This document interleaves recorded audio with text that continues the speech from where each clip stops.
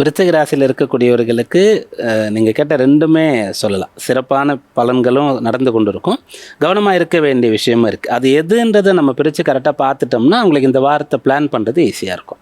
சிறப்பானது எது அப்படின்னு கேட்டோம்னா தைரியம், வேகம், உற்சாகம் அது உங்களுக்கு இப்போ வந்துடும். அந்த 3ல் சூரியன் வந்துட்டாலே ஒருத்தர் வந்து வீர தீர பராக்கிரமசாலியாக மாறிடணும் அப்படின்ற மாதிரி ஒரு விஷயம்.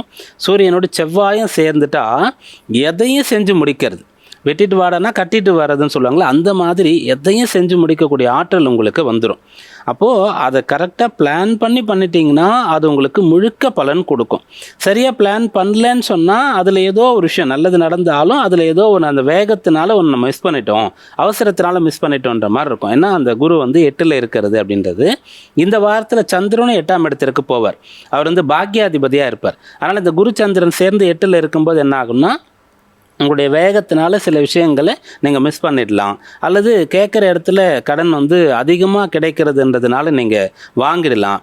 ஒரு வீடு மாறுறீங்கன்னு சொன்னால் நீங்கள் இருந்ததை விட மிக அதிகமான வாடகை இருக்கக்கூடிய ஒரு வீட்டுக்கு வந்து ஓவர் கான்ஃபிடென்ஸில் போயிடலாம். கொஞ்ச நாளுக்கு அப்புறம் நம்ம தவறான முடிவை எடுத்துட்டோம் அப்படின்ற மாதிரி. அதனால் இந்த வாரத்தில் வீடு கிடைக்கும், ஆனால் அந்த வாடகை உங்களுக்கு ஓகே தானா அப்படின்ற மாதிரி பாருங்கள். எந்த செயலையும் செய்து முடிக்க முடியும், அந்த செயலை வந்து கம்ப்ளீட் பண்ணமா முழுமையாக செய்தோமா அப்படின்றதுக்கு பிளான் பண்ணிக்கணும். திட்டமிட்டு உங்கள் சக்திக்கு தகுந்தவாறு செய்யக்கூடிய அனைத்து காரியங்களும் இந்த வாரத்தில் கை கொடுக்கும்.